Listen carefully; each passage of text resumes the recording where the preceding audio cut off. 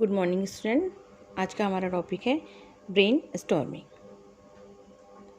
जिसकी रूपरेखा इस प्रकार है। मस्तिष्क विप्लव का अर्थ एवं परिभाषा, मस्तिष्क विप्लव की विशेषता, मस्तिष्क विप्लव के सिद्धांत, मस्तिष्क विप्लव की प्रक्रिया, मस्तिष्क विप्लव के प्रकार, मस्तिष्क विप्लव के गुण, मस्तिष्क विप्लव की सीमाएं और अंत में उपसंहार। इंट्रोडक्शन इस प्रकार है। मस्तिष्क विप्लव या ब्रेन स्टॉर्मिंग का सिद्धांत आसबर्न ने दिया है। यह 1940 में इंग्लैंड में प्रतिपादित किया गया था। यह पूर्णतः वाद-विवाद विधि पर आधारित है। सर्वप्रथम मैं आप लोगों को ये बताना चाहूँगी कि मस्तिष्क विप्लव होता क्या है। सामान्य शब्दों में हम कहते हैं कि अगर हम किसी भी तथ्य पर, घटना पर सोच रहे हैं, विचार कर रहे हैं, उसके बारे में गंभीरता से सोच रहे हैं, क्या होना चाहिए, क्या नहीं होना चाहिए, तो इस प्रकार की प्रक्रियाओं को हम कहते हैं कि हम मस्तिष्क से संबंधित कार्य कर रहे हैं। किंतु वो मस्तिष्क से संबंधित कार्य अगर किसी समस्या को लेकर सृजनात्मक या किसी नए तरीके से किसी घटना या किसी समस्या के बारे में निर्णय प्रदान करते हैं, तब वो प्रक्रिया मस्तिष्क विप्लव कहलाती है। मस्तिष्क विप्लव का अर्थ एवं परिभाषा। मस्तिष्क विप्लव से तात्पर्य मस्तिष्क की उथल पुथल से है। जब हम किसी विषय में गहन अध्ययन तथा सोच विचार करते हैं तो सामान्यतः मस्तिष्क अधिक सक्रिय होता है। इसी सक्रियता को मस्तिष्क विप्लव कहा जाता है। हम दैनिक जीवन में बहुत सारी कार्य घटनाओं के बारे में सोचते हैं। हर प्रकार के सोच या विचार को हम मस्तिष्क विप्लव नहीं कह सकते। वही प्रकार का सोच विचार या उसी प्रकार की उथल पुथल हमारे लिए मस्तिष्क विप्लव कहलाएगी, जो किसी समस्या पर आधारित हो और जिसमें कोई नवीनता हो या कोई सृजनात्मकता हो।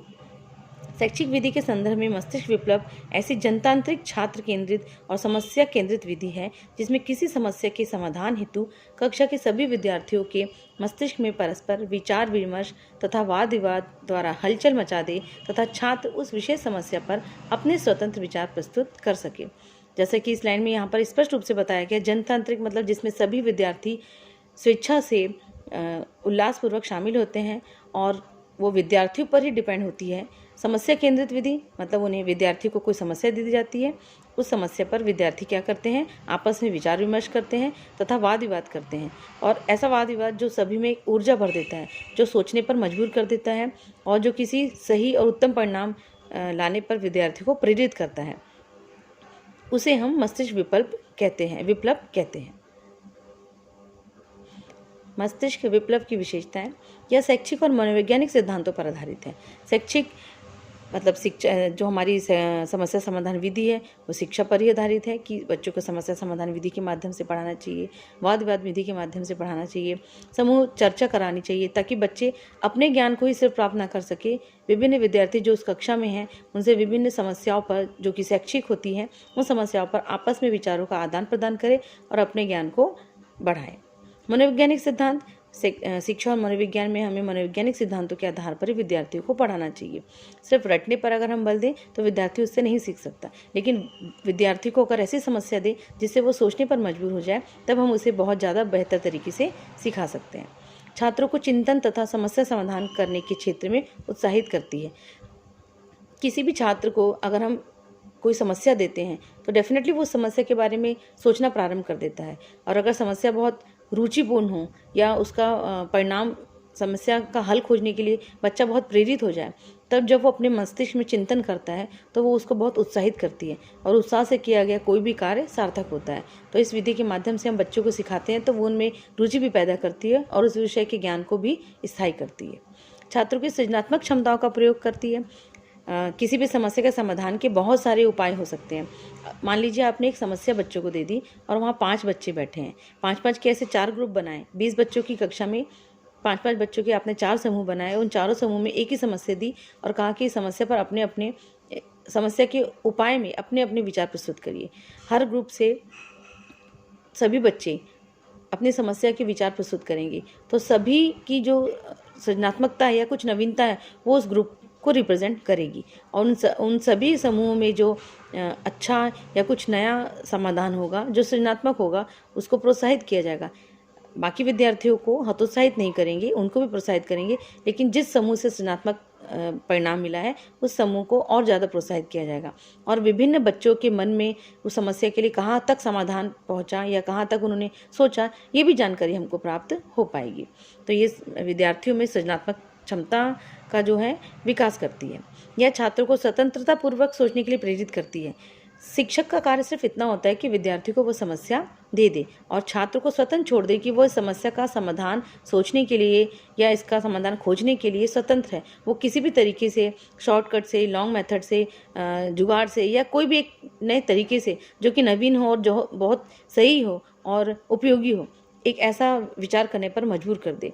तो ये स्वतंत्रता विद्यार्थियों को बहुत अच्छी लगती है और इस स्वतंत्रता के माध्यम से बच्चे जो भी कार्य करते हैं वो बहुत प्रेरित होकर और बहुत रुचिपूर्ण तरीके से करते हैं।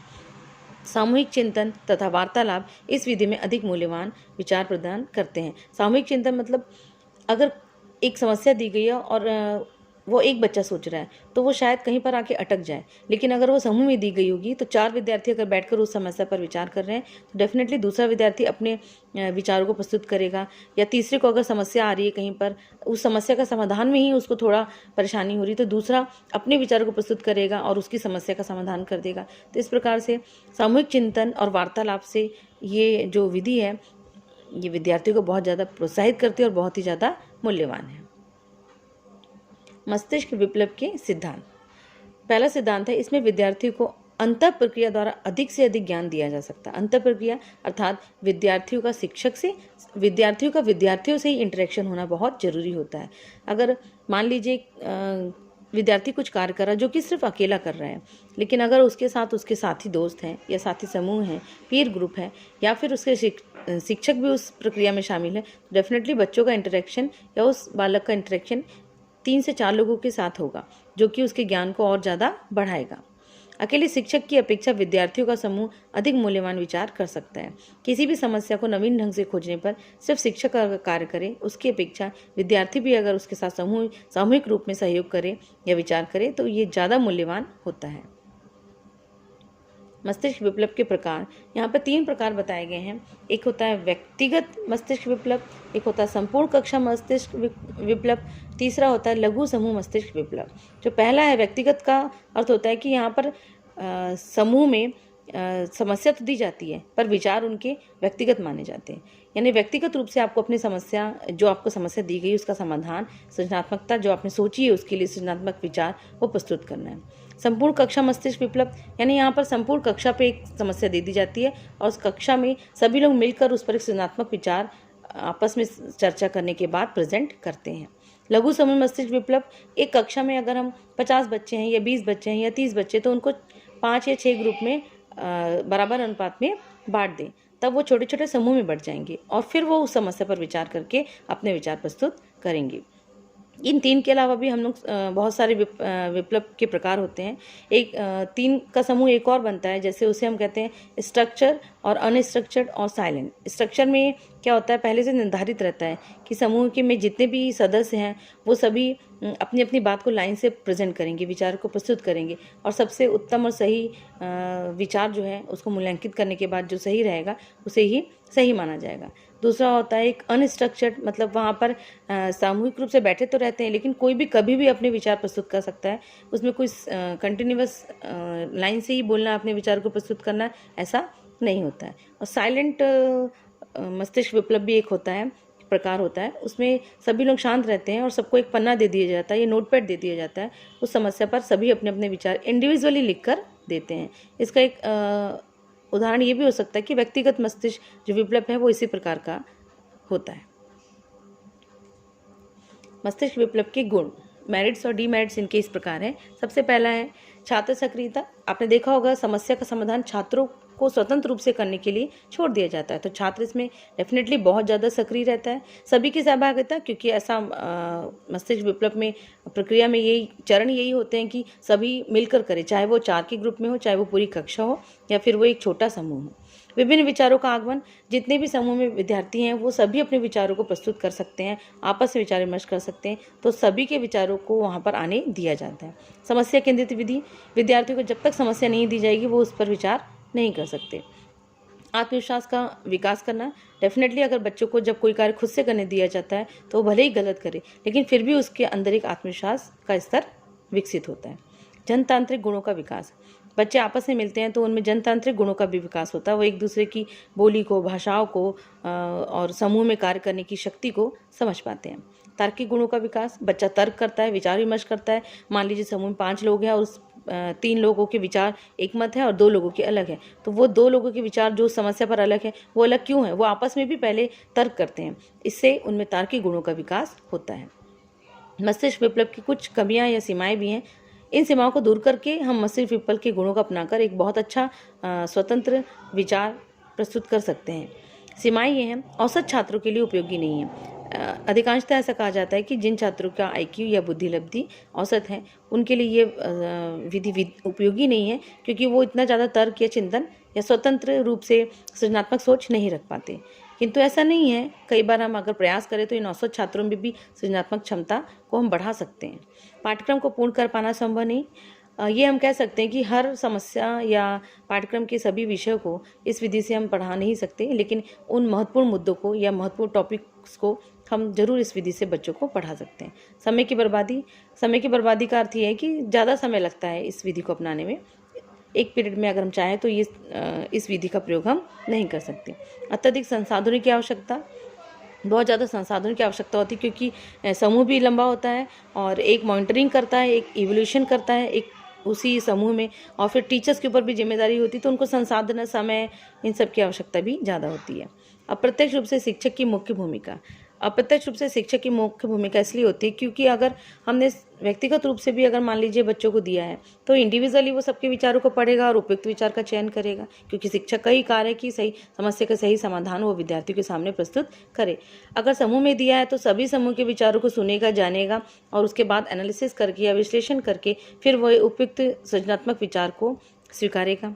इस प्रकार जो शिक्षक होता है उसका स्थान बहुत ही महत्वपूर्ण होता है, क्योंकि अंत में निर्णय शिक्षक के द्वारा ही दिया जाता है या विद्यार्थियों द्वारा किए गए या दिए गए सृजनात्मक विचारों को जो स्वीकृति होती है वो शिक्षक के द्वारा ही दी जाती है। और शिक्षक स्वीकृति तभी देगा जब वो सभी ग्रुप के समूहों के विचारों को गहनता से अध्ययन करे, क्रिटिकल एनालिसिस करे, तब उस पर एक जजमेंट दे पाए। छोटी कक्षाओं के लिए उपयुक्त नहीं, छोटे बच्चे इस प्रकार की समस्याओं पर अपना ध्यान केंद्रित नहीं कर पाते। यह जो विधि है ये बड़ी कक्षाओं के लिए ही बहुत ज़्यादा उपयोगी है। कंक्लूजन इस प्रकार है, इस प्रकार मस्तिष्क विप्लव छात्रों का स्वतंत्र चिंतन या छात्रों को स्वतंत्र चिंतन हेतु प्रोत्साहित करने एवं कक्षा में छात्रों को सक्रिय रखने की महत्वपूर्ण प्रजातांत्रिक व्यूह रचना है। इसका प्रयोग शिक्षक आवश्यकतानुसार कर इसके दोषों से मुक्ति पा सकता है। अगर बड़ी कक्षाएं हैं या मिडिल कक्षाओं में भी हम इसका प्रयोग कर सकते हैं। बस विद्यार्थियों को इस विधि को समझाना बहुत ज़रूरी है, इसमें रुचि उत्पन्न करना जरूरी है, और शिक्षक भी अगर उसमें इतनी ही रुचि लेता है इस विधि के द्वारा पढ़ाने पर तो हम जरूर इस विधि का प्रयोग कर सकते हैं। थोड़ा सा टाइम ज़्यादा लगता है तो हम ये कर सकते हैं कि जो हमारा विषय है उसमें महत्वपूर्ण जो टॉपिक होते हैं उन पर इस विधि के माध्यम से काम कर सकते हैं। डेफिनेटली बच्चे भी बहुत रुचि लेते हैं और शिक्षक को भी बहुत अच्छा लगता है, और इसके द्वारा जो ज्ञान बच्चों को प्राप्त होता है वो बहुत रुचिपूर्ण और स्थायी होता है। बच्चे इस प्रकार के ज्ञान को फिर कभी नहीं भूलते हैं। तो इसके दोषों को दूर करके इसकी गुणों को या लाभ को ध्यान में रखते हुए या उनको बढ़ाते हुए हम इस विधि का प्रयोग माध्यमिक कक्षा से लेके हाई या उच्च कक्षा के विद्यार्थियों पर कर सकते हैं। धन्यवाद।